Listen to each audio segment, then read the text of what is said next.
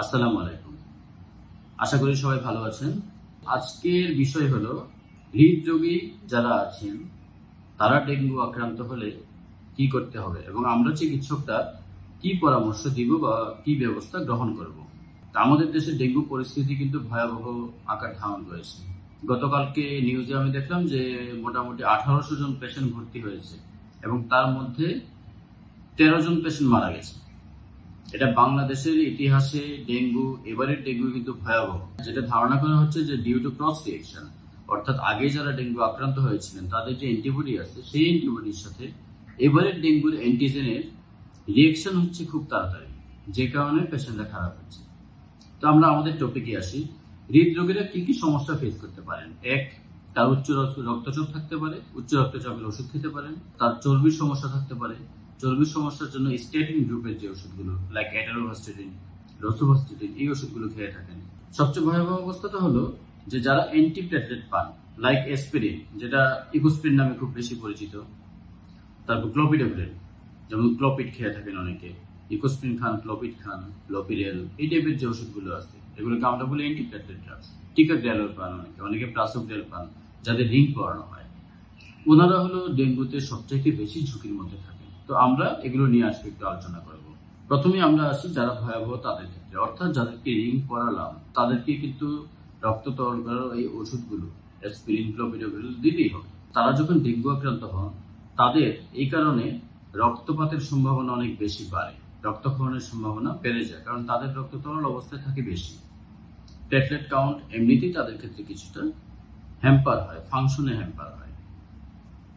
তো এই ক্ষেত্রে বিভিন্ন স্টাডিতে দেখা গেছে, সেগুলো যদি একটা সামারাইজ করি, প্রতিটি সিদ্ধান্ত হতে হবে ইন্ডিভিজুয়ালাইজড, অর্থাৎ আমার পেশেন্টের ঝুঁকি কতটুকু সেটা দেখে আমাকে সিদ্ধান্ত নিতে হবে। কাজে আমাদের এই আলোচনা হলো এই সিদ্ধান্ত যে আমি আপনি নিব এটাতে কিছুটা যেন হেল্প করে, সেই জন্য এটা কোনো ফাইনাল ডিসিশন না। তো ডিসিশনগুলো কি? রোগীর যদি ডেঙ্গু থাকে, সাধারণ ডেঙ্গু অথবা যা কিছু ঝুঁকি রয়েছে খারাপ হওয়ার, এদের ক্ষেত্রে যদি তাদের থ্রম্বোটিক রিস্ক অনেক বেশি থাকে, সেক্ষেত্রে আমরা প্লেটলেট কাউন্ট 50,000-এর নিচে যাওয়া পর্যন্ত অপেক্ষা করতে পারি। যেমন যে রোগীটার আমি 2 মাস আগে স্টেন্ট করালাম, তার আমি চাইলেই হঠাৎ করে অ্যান্টিপ্লেটলেট বন্ধ করে দেওয়াটা খুব ঝুঁকির মধ্যে থাকে। তার ক্ষেত্রে যদি রক্তপাত না থাকে বা প্লেটলেট কাউন্ট, সেক্ষেত্রে আমরা 50,000-এর নিচে নামা পর্যন্ত অপেক্ষা করব। এবং 50,000-এর নিচে যদি নামে, সেক্ষেত্রে আমরা অ্যান্টিপ্লেটলেট ড্রাগ দুইটাই অফ করে দিতে পারি। অথবা আরেকটা অপশন, যেটা দেখা গেল যে 1 লাখের নিচে নামলো বা 70,000-এর নিচে নামলো, আমরা একটা অ্যান্টিপ্লেটলেট অফ করে দিলাম, তারপরও যদি কমতে থাকে দেন সেকেন্ড অ্যান্টিপ্লেটলেট আমরা অফ করে দিলাম। এটা একটা করা যায়, কারণ তার থ্রম্বোটিক রিস্ক বেশি। কাজে এই পেশেন্টের ক্ষেত্রে আবার এই ধরনের পেশেন্টটি 2 মাস আগে মনে করেন একটা পেশেন্ট বা 3 মাস 4 মাস আগে স্টেন্ট করা হলো, এখন এই পেশেন্টের অ্যান্টিপ্লেটলেট অফ করা যাবে না, বাট পেশেন্টের ডেঙ্গু হেমোরেজিক ফিভার ডেভেলপ করলো এবং তার ব্লিডিং শুরু হয়ে গেল। এক্ষেত্রে আমরা কি করব? ইমিডিয়েটলি অ্যান্টিপ্লেটলেট অফ করে দিতে হবে। অথবা আরেকটা কাজ করা যায়, 1 লাখের প্লেটলেট কাউন্ট যখন 1 লাখের নিচে নামবে তখন আমরা অ্যান্টিপ্লেটলেট অফ করে দেব। এক্ষেত্রে ঝুঁকি নেওয়া যাবে না। এটা হলো একটা সামারি। এবং আরেকটা যেটা করা যায়, যেমন যারা কার্ডিয়াক পেশেন্ট, স্টেন্ডিং করা হয়নি, সেকেন্ডারি প্রিভেনশনের জন্য আমরা অ্যান্টিপ্লেটলেট ড্রাগ দিয়ে রাখলাম, তার ক্ষেত্রে কিন্তু স্টেন্ট বন্ধ হয়ে যাবে এরকম কোনো ঝুঁকি নেই। তো এই পেশেন্টগুলোর ক্ষেত্রে আমরা যেটা করতে পারি, ডেঙ্গু হলো তার অ্যান্টিপ্লেটলেট আমরা অফ করে দিতে পারি। আবার যখন ডেঙ্গু থেকে রিকভারি হলো, সেক্ষেত্রে আমরা আবার অ্যান্টিপ্লেটলেট চালু করতে পারি। এখানে কিছু কথা আছে যে একটা পেশেন্ট রিকভারি হয়েছে আমরা কিভাবে বুঝবো? প্লেটলেট কাউন্ট বেড়ে গেছে তার মানে কিন্তু এই না যে পেশেন্টের রিকভারি হয়ে গেছে। অনেক পেশেন্টের দেখা যায় প্লেটলেট ডিসফাংশন থাকে, অর্থাৎ কাউন্ট দেখা যাচ্ছে নর্মাল হচ্ছে, বাট ফাংশনালি প্লেটলেট অ্যাক্টিভ হয়নি। এদের কিন্তু শুরু করলে আবার ব্লিডিং এর ঝুঁকি থাকতে পারে। এই জিনিসগুলো হিসাব করতে হবে যে তার কোনটা বেশি দরকার, অ্যান্টিপ্লেটলেটটা বেশি দরকার নাকি আমাকে আগের ডেঙ্গু থেকে রিকভারি হওয়াটা দরকার। এটা হিসেব করে সিদ্ধান্ত নিতে হবে। অনেক সময় প্লেটলেট ফাংশন ঠিক হতে 1 মাস পর্যন্ত সময় লাগতে পারে। কাজে রোগীর ঝুঁকি বুঝে আমরা এই অ্যান্টিপ্লেটলেট শুরু করব। এই গেল আমাদের অ্যান্টিপ্লেটলেটের ব্যাপার।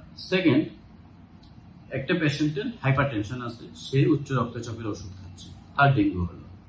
ডেঙ্গুতে যেহেতু ফ্লুইড লিকেজ হয়, তার হাইপারটেনশনের চান্স থাকে।